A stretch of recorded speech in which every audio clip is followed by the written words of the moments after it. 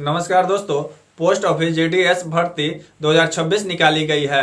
28,735 post पर यह भर्ती निकाली गई है।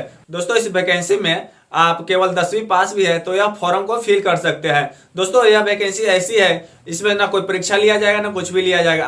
आपको 10th के मार्कशीट के हिसाब से यह नौकरी दिया जाएगा। दोस्तों इसका फॉर्म भरने में कौन कौन सा डॉक्यूमेंट लग रहा है, कितना का चालान कटेगा, इस वैकेंसी में कौन कौन से पोस्ट है, सारी जानकारी स्टेप बाय स्टेप करके इस वीडियो के माध्यम से हम बतलाने वाले हैं। तो वीडियो को शुरू से अंत तक देखिएगा। वीडियो अच्छी लगेगी तो वीडियो को एक लाइक कीजिएगा, चैनल को सब्सक्राइब कीजिएगा। तो चलिए वीडियो को शुरू करते हैं। दोस्तों सबसे पहले इस वेबसाइट पे आ जाना है, जीडीएस ऑनलाइन एंगेजमेंट। दोस्तों यहाँ पे नोटिफिकेशन शो हो रहा है। यहाँ पे click here to registered apply का ऑप्शन मिलेगा, इस पर क्लिक कर देना है। दोस्तों आपने पहले से ही आईडी बना रखे हैं तो यहाँ पे कैंडिडेट लॉगिन पर क्लिक करके आप यूजर आईडी पासवर्ड डाल के लॉगिन कर सकते हैं। अगर आप पहली बार यूज कर रहे हैं, पहली बार आप लॉगिन करना चाहते हैं तो यहाँ पे न्यू कैंडिडेट रजिस्ट्रेशन का ऑप्शन मिलेगा, इस पर क्लिक करेंगे। उसके बाद यहाँ पे कॉन्टैक्ट इन्फॉर्मेशन पूछा जाएगा, यहाँ पे मोबाइल नंबर डालना है और ईमेल एड्रेस डालना है। तो दोस्तों यहाँ को पर दोनों को वेरीफाई करना पड़ेगा। दोस्तों यहाँ पे मोबाइल नंबर और ईमेल डाल दिए हैं, यहाँ पे सेंड ओटीपी का ऑप्शन मिलेगा, इस पर क्लिक करेंगे। उसके बाद मोबाइल पर मैसेज भेज दिया गया है। उसके बाद यहाँ पर ईमेल का पर भी मैसेज मंगा लेंगे, सेंड ओटीपी पर क्लिक करेंगे। यहाँ पर दोनों पर मैसेज चला गया है तो यहाँ पे एक एक करके यहाँ पे डाल देंगे। दोस्तों यहाँ पे ईमेल वेरीफाई हो गया है, लेकिन अभी मोबाइल पर मैसेज नहीं आया है। मोबाइल नंबर पर थोड़ा देर वेट करेंगे। दोस्तों एक बार मैसेज नहीं आ रहा है तो दोबारा रिसेंट के ऑप्शन पर क्लिक करेंगे। दोस्तों यहाँ पे मोबाइल नंबर और ईमेल दोनों वेरीफाई हो गया है, यहाँ पर ग्रीन टिक भी हो गया है। उसके बाद नेक्स्ट के ऑप्शन पर क्लिक करेंगे। दोस्तों यहाँ पे बेसिक डिटेल्स पूछा जा रहा है, जैसे आपका क्या नाम है, जिसके नाम से फॉर्म फिल कर रहे हैं उसका नाम यहाँ पे डालना है। उसके बाद यहाँ पे कैलेंडर के माध्यम से डेट ऑफ बर्थ डालना है। उसके बाद यहाँ पर जेंडर बतलाना है कि वह मेल है या फीमेल है। फिर उसके बाद यहाँ पे पिताजी का नाम डालना है। उसके बाद यहाँ पे माताजी का नाम डालना है, जो माताजी का नाम होगा उसका कम्युनिटी बतलाना है कि आप किस कम्युनिटी में आते हैं। तो यहाँ पर जनरल है, ओबीसी है, एससी एसटी ईडब्ल्यूएस जो भी कैटेगरी में है उस कैटेगरी को सिलेक्ट कर लेंगे। उसके बाद कंप्लीट रजिस्ट्रेशन का ऑप्शन मिलेगा, इस पर क्लिक करेंगे। दोस्तों यहाँ पर रजिस्ट्रेशन सक्सेसफुल हो गया है। ये रजिस्ट्रेशन नंबर इतना, दोस्तों इस नंबर को संभाल के रखना है। उसके बाद ओके के ऑप्शन पर क्लिक करेंगे। फिर से यहाँ पे कैंडिडेट लॉगिन का ऑप्शन मिलेगा, इस पर क्लिक कर देना है। उसके बाद प्रोसीड टू लॉगिन का ऑप्शन मिलेगा, इस पर क्लिक कर देना है। दोस्तों यहाँ पे रजिस्टर्ड यूजर का ऑप्शन मिलेगा, यहाँ पे यूजर आईडी डालना है, पासवर्ड डालना है। दोस्तों यूजर आईडी यहाँ पे आपके मोबाइल के मैसेज में चला गया होगा और पासवर्ड भी साथ में चला गया होगा। उस यूजर आईडी को यहाँ पे डालना है, पासवर्ड को डालना है और लॉगिन के ऑप्शन पर क्लिक करना है। दोस्तों यूजर रजिस्ट्रेशन में जैसे क्लिक किया तो यहाँ पे ओटीपी वेरीफाई किया जाएगा। आपके नंबर पर ओटीपी गया होगा, उस ओटीपी को यहाँ पे डालेंगे और वेरीफाई एंड लॉगिन पर क्लिक करेंगे। दोस्तों यहाँ पे ओटीपी वेरीफाइड हो गया सक्सेसफुली। दोस्तों जीडीएस ऑनलाइन एंगेजमेंट के ऑफिशियल वेबसाइट पर आ गए, यहाँ से आप रजिस्ट्रेशन शुरू कर सकते हैं।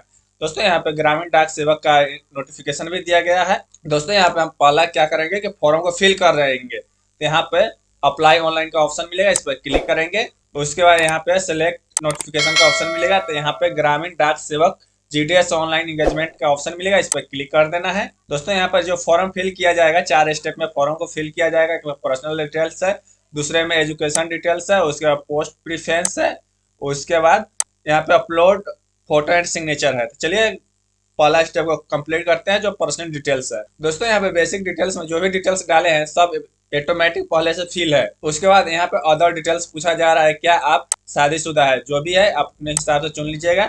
उसके बाद क्या पीडब्ल्यूडी विकलांग है तो यस करेंगे, नहीं तो नो पर क्लिक रहने देंगे। अगर है तो यस पर क्लिक करते हैं तो यहाँ पे डिटेल्स मांगा जाएगा, आप किस कैटेगरी के दिव्यांग है यहाँ पे बतलाना पड़ेगा। उसके बाद सब कैटेगरी यहाँ से बतलाना है। जैसे ए को सिलेक्ट करते हैं तो यहाँ पे सब कैटेगरी आ जाएगा, तो इस प्रकार से आपको कैटेगरी भी बतलाना है। यहाँ पे हम पीडब्ल्यूडी नहीं है यानी कि विकलांग नहीं है, तो यहाँ पर नो पर क्लिक करेंगे। फिर यहाँ पे एम्प्लॉयमेंट स्टेटस बतलाना है, क्या आप कहीं पे काम करते हैं तो यस करेंगे, नहीं तो नो पर टिक रहने देंगे।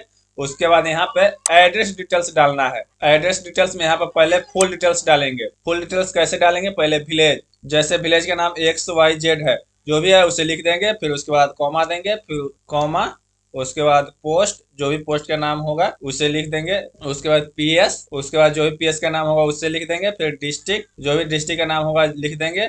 फिर उसके बाद इसी में पिन कोड भी ऐड कर देना है। तो यहाँ पे पूरा फुल एड्रेस हो जाएगा, जो भी पिन कोड रहेगा। इस प्रकार से आपको फुल एड्रेस लिख देना है, उसके बाद पिन कोड नीचे में लिख देना है जो पिन कोड। तो दोस्तों यहाँ पे जैसे ही पिन कोड डालिएगा तो यहाँ पे आपका सिटी का नाम आ जाएगा, जो सिटी का नाम रहेगा यहाँ पर रहेगा। अगर चाहते हैं आप मैनुअल लिखना तो मैनुअल भी लिख सकते हैं। उसके बाद यहाँ पे स्टेट में बिहार आ जाएगा, और डिस्ट्रिक्ट जो डिस्ट्रिक्ट रहेगा यहाँ से आप डिस्ट्रिक्ट सिलेक्ट कर लीजिएगा। तो यहाँ पे ऑटोमेटिक आता है। तो यहाँ पे आप चाहते हैं कि नहीं ये जो गलत हो रहा है उसके बाद ये गलत है, तो हमारा जो प्रॉपर होगा ना इसे आप मैनुअल भी सही कर सकते हैं। दोस्तों यहाँ पे सिटी का नाम था जो उसे हम सही कर लिया है। उसके बाद स्टेट बिहार, उसके बाद डिस्ट्रिक्ट का जो नाम है डिस्ट्रिक्ट का नाम आ गया है। दोस्तों यहाँ पे जो प्रेजेंट एड्रेस था क्या वही परमानेंट एड्रेस है, यानी कि है तो यहाँ पे सेम एज प्रेजेंट पर टिक करेंगे, अगर नहीं है तो यहाँ पे अलग अलग जिस प्रकार से इधर लिखा है उस प्रकार से एड्रेस को लिखना पड़ेगा। तो यहाँ पे हमारे केस में सब कुछ सही है, तो यहाँ पे सेम एज पर टिक करेंगे। उसके बाद यहाँ पर सेव एंड नेक्स्ट का ऑप्शन मिलेगा, इस पर क्लिक कर देंगे। दोस्तों यहाँ पे हमारा पर्सनल डिटेल्स कंप्लीट हो गया, ग्रीन टिक लग गया। यहाँ पे एजुकेशन डिटेल्स डालना है। तो ये फॉर्म जो है ना मैट्रिक लेवल पर भरा जा रहा है। तो यहाँ पे सिलेक्ट सर्कल का ऑप्शन मिलेगा। तो यहाँ पर सर्कल बिहार है, तो हम लोग का राज्य बिहार है, तो उसी हिसाब से देख सकते हैं। यहाँ पर click here to know your circle, क्या आप जानना चाहते हैं कि आपका सर्कल कौन सा है, तो यहाँ पर इस पर क्लिक करके चेक कर सकते हैं। दोस्तों यहाँ पर हम क्लियर कर देना चाहते हैं कि जो सर्कल है ना वो राज्य के हिसाब से ही है। जैसे हमारा सर्कल बिहार है तो यहाँ पर बिहार ही दिया हुआ है, छत्तीसगढ़ है छत्तीसगढ़, दिल्ली तो दिल्ली, गुजरात गुजरात, हरियाणा हिमाचल प्रदेश, यानी कि जो आपका स्टेट है वही सर्कल हो रहा है। तो यहाँ पे आप अपने हिसाब से देख लीजिएगा। उसके बाद आपने जो 10th पास किए कब पास किए हैं, तो जो जब भी पास किए हैं यहाँ पे आप अपने हिसाब से देख लीजिएगा कि कब पास किए हैं। सिलेक्ट बोर्ड का ऑप्शन मिलेगा, यहाँ पे आपने किस बोर्ड से पास किया है, तो यहाँ पे आपका बोर्ड का नाम आ जाएगा। बहुत से बोर्ड का नाम है, तो यहाँ पे अपने हिसाब से देख लीजिएगा। यहाँ पे बिहार में होता है तो Bihar school examination board Patna 500 marks 2007 से 25 के बीच में है, तो यहाँ पे 500 नंबर का होता है, तो ये वाला सिलेक्ट कर लेंगे। दोस्तों उसके बाद यहाँ पे एसएससी मेमो नंबर, यानी कि दोस्तों यहाँ पे कंफ्यूज नहीं होना है कि एसएससी मेमो नंबर क्या होता है। दोस्तों एसएससी मेमो नंबर तो यहाँ पर दिया हुआ है enter any one of the flowing, यानी कि इसमें से जो नंबर दिया है इसमें से कोई एक नंबर डाल सकते हैं। जैसे SSC memo number, SSC certificate number या रोल नंबर भी डाल सकते हैं यहाँ पर। जैसे 10th का जो आपका रोल नंबर होगा ना यहाँ पे रोल नंबर भी डाल सकते हैं, या आप चाहते हैं तो रजिस्ट्रेशन नंबर भी डाल सकते हैं, और यहाँ पे हॉल टिकट नंबर भी रहेगा। तो दोस्तों जो भी बिहार स्टेट से पास किए हैं यहाँ पर अपना रोल नंबर डाल दीजिएगा, बेस्ट रहेगा। तो इस प्रकार से आपको रोल नंबर लिख देना है। दोस्तों यहाँ पे सब्जेक्ट डालना है, तो आपको सब्जेक्ट किस में कितना आया है। दोस्तों यहाँ पे दिया हुआ है इंग्लिश पहले दिया है, तो this subject is not include in merit calculation, यानी कि जब आपको इंग्लिश में जितना मार्क्स आया हुआ है, यह इंग्लिश का सब्जेक्ट है ना, इसमें आपको यह पांचों विषय में, यह जो पांचों विषय बच जा रहा है ना कि संस्कृत बच गया, हिंदी बच गया, साइंस, सोशल साइंस, इसमें ऐड नहीं किया जाएगा। यहाँ पे लिखा हुआ है this subject is not include in merit calculation, यानी कि पांचों विषय में यह इंग्लिश का मार्क्स नहीं जोड़ा जाएगा। तो यहाँ पे आपको जितना भी इंग्लिश में मार्क्स आया है 10, 20, 50, तो उस हिसाब से अपने हिसाब से डाल दीजिएगा। उसके बाद चूज सब्जेक्ट का ऑप्शन मिलेगा। तो यहाँ पे हिंदी हमने पढ़े हुए थे, हिंदी बतला देना है कि हिंदी में आपको कितना नंबर है, उसे डाल देना है। उसके बाद साइंस में बतलाना है कि आप, उसके बाद आपको मैथ्स में बतलाना है कि मैथ में कितना नंबर आया है, जो भी नंबर है यहाँ पे डाल देंगे। उसके बाद साइंस में बतलाना है कि साइंस में कितना नंबर है, उसे बतला देना है। उसके बाद सोशल साइंस में बतलाना है कि आपका कितना नंबर है। तो इस प्रकार से आपको मार्क्स भी डाल देना है। इधर पूरा फुल मार्क्स रहेगा, इधर ऑब्टेन्ड मार्क्स, यानी कितना नंबर आया हुआ है, इस प्रकार से लिख देना है। और छठा सब्जेक्ट है संस्कृत, यानी कि जो बिहार बोर्ड में रहता है संस्कृत पढ़ते हैं या उर्दू पढ़ते हैं, तो अपने हिसाब से देख लीजिएगा कि आपने क्या पढ़े हुए हैं। तो यहाँ पर संस्कृत भी दे दिया मार्क्स। अगर संस्कृत आप पढ़े हैं तो संस्कृत का भी मार्क्स डालना है। उसके बाद यहाँ पे पूछा जा रहा है सीजीपीए स्कोर, क्या आपका जो मार्क्स है वो सीजीपीए में है, तो यहाँ पे सीजीपीए में ए में है तो ठीक है, नहीं तो नो पर यहाँ पर टिक करेंगे।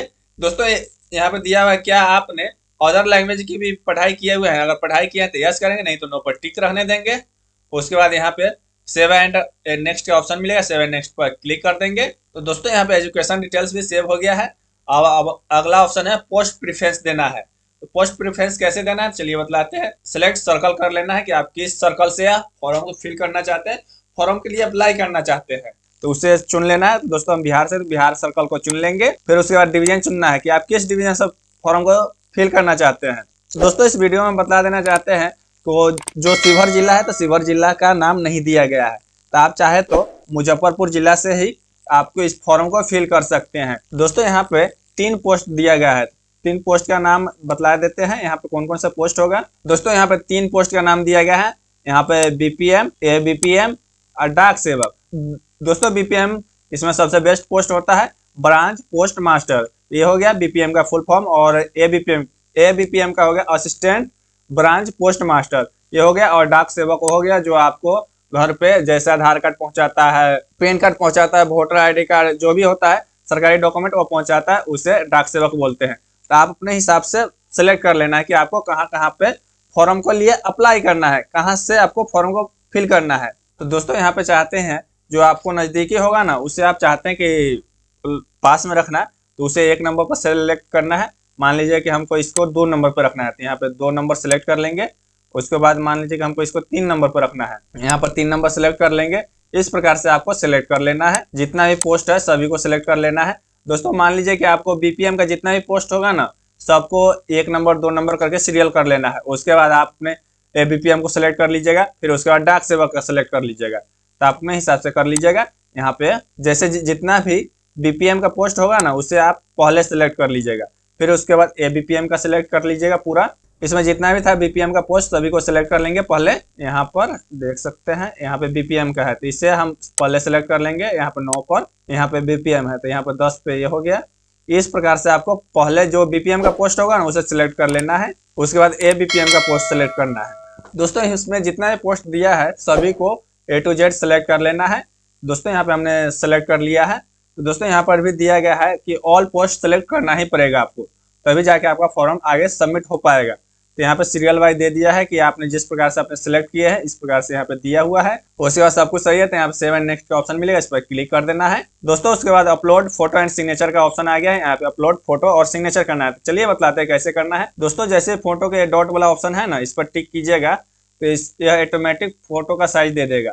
यहाँ पे कैसे है, फाइल फॉर्मेट जेपीजी ओनली है, और फाइल का साइज होगा 30 KB से 100 KB के बीच में, और इसका रेशियो होगा, जो विड्थ होगा 4 सेंटीमीटर और हाइट होगा 5 सेंटीमीटर। तो इस प्रकार से होगा। और DPI बनाते हैं तो 72:150 हो गया, और प्लेन व्हाइट बैकग्राउंड और लाइट कलर बैकग्राउंड के साथ भी चलेगा। फेस इसमें 70 से 80% क्लियर दिखना चाहिए। तो इस प्रकार से आप फोटो को बना सकते हैं। और उसके बाद यहाँ पे सिग्नेचर को भी साइज दिया गया है। तो सिग्नेचर जेपीजी फाइल है 20 KB से 100 KB के बीच में, और इसका डायमेंशियल पिक्सल में दिया गया है 300 से 120 पिक्सल के बीच में है, और इसका विड्थ रहेगा 5 सेंटीमीटर और हाइट रहेगा 2 सेंटीमीटर। इस प्रकार से आपको फोटो बना के अपलोड करना है। चलिए करते हैं अपलोड। दोस्तों यहाँ पे फाइनली फोटो और सिग्नेचर अपलोड हो गया है।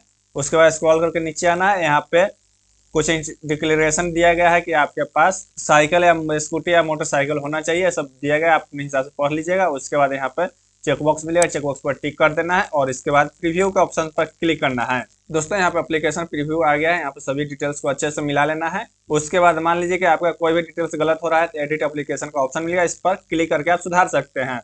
और मान लीजिए कि सब कुछ सही है तो सबमिट एप्लीकेशन पर क्लिक करके इसे आप सबमिट कर सकते हैं। दोस्तों मान लीजिए कि आप SC ST या फीमेल है तो आपको पेमेंट नहीं करना पड़ेगा, आप वही OBC या जनरल है तो आपको 100 रुपये का पेमेंट करना पड़ेगा।